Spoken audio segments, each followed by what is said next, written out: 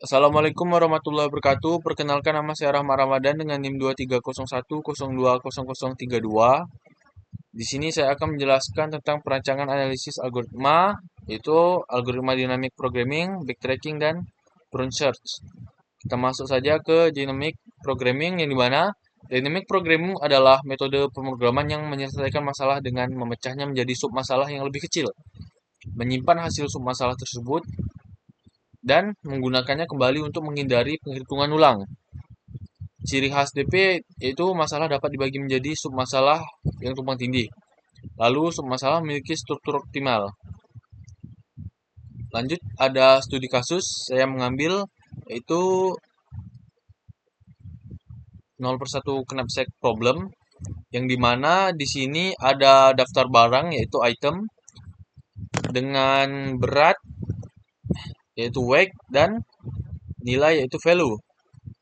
Jadi di gambar tersebut ada baris mewakili barang ke 1 sampai seterusnya, ada kolom yang mewakili kapasitas tas dari 0 hingga maksimum, contohnya 10. Setiap sel menunjukkan nilai maksimum yang bisa dicapai dengan mempertimbangkan barang 1 hingga seterusnya dan kapasitas berat. Proses pengisian tabelnya ini dengan cara baris pertama, yaitu jika berat barang lebih kecil dari kapasitas kolom, isi dengan nilai barang. Dan jika tidak, isi dengan 0. Terus hingga baris kedua sampai seterusnya. Untuk kolom berat ada 2 pilihan, yaitu tidak ambil barang dari I, nilai tetap dari atas,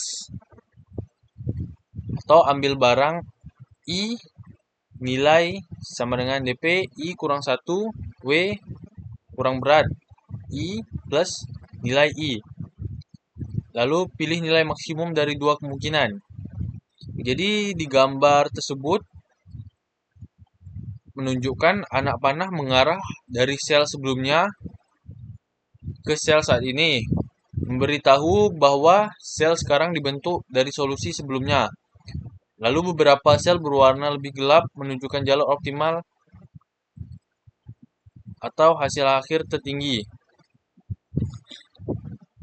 Fungsi dari dynamic programming dalam kasus ini yaitu menghindari perhitungan ulang, hasil submasalah disimpan dan digunakan kembali, lalu membangun solusi secara bertahap dari keputusan optimal sebelumnya, dan hasil akhir berada di sudut kanan bawah, nilai maksimum dengan semua barang dan kapasitas penuh. Kita lanjut ke backtracking.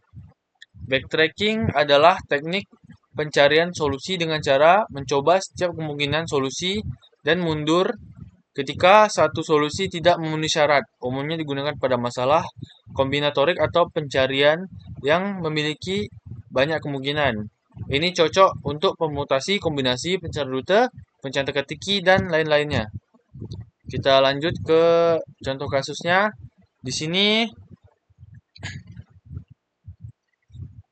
karena algoritma backtracking adalah metode pencarian solusi dengan coba semua kemungkinan dan mundur jika sebuah pilihan ternyata tidak mengarah ke solusi. Jadi saya mengambil contoh masalah n queens, di mana kita harus menempatkan 4 buah ratu di papan catur ukuran 4x4 sedemikian rupa hingga tidak ada 2 ratu yang saling menyerang, atau tidak satu baris atau kolom atau diagonal. Jadi di dalam ini papan catur 4x4 digambarkan dengan posisi ratu di beberapa sel. Penempatan dimulai dari baris pertama. Algoritma mencoba menempatkan ratu di kolom pertama dari baris tersebut, lalu lanjut ke baris berikutnya. Jika penempatan ratu berikut menimbulkan konflik, misalnya berada dalam satu diagonal dengan ratu sebelumnya, maka penempatan tersebut dibatalkan dan algoritma kembali ke baris sebelumnya untuk mencoba posisi kolom lain. Itulah yang kita sebut dengan backtracking, dia akan kembali jika itu bukan solusinya. Jadi, panah dan jejak pada gambar menunjukkan bagaimana algoritma menunjukkan menjelajahi pohon kemungkinan posisi ratu baris demi baris dan kembali mundur saat menemui jalan buntu. Proses ini dilakukan terus-menerus hingga ditemukan sebuah kombinasi yang dimana semua ratu berhasil ditempatkan tanpa konflik. Jadi dengan demikian, algoritma backtracking tidak menghitung semua solusi sekaligus, tapi mengabaikan cabang yang tidak mungkin menghasilkan solusi sejak dini, menjadikannya jauh lebih efisien dibandingkan mencoba dengan kemungkinan kombinasi secara acak. Kita lanjut ke berikutnya, ada prune search. Prune search adalah strategi optimasi pencarian dengan menghentikan eksplorasi cabang tertentu lebih awal karena diketahui tidak akan menghasilkan solusi yang lebih baik dari yang sudah ditemukan sebelumnya. Ini biasanya diterapkan pada algoritma pencarian seperti DFS, Breadth, dan Bound, atau backtracking untuk mengurangi waktu eksekusi. Ini contohnya, contoh cara kerja algoritmanya yaitu traveling salesman problem.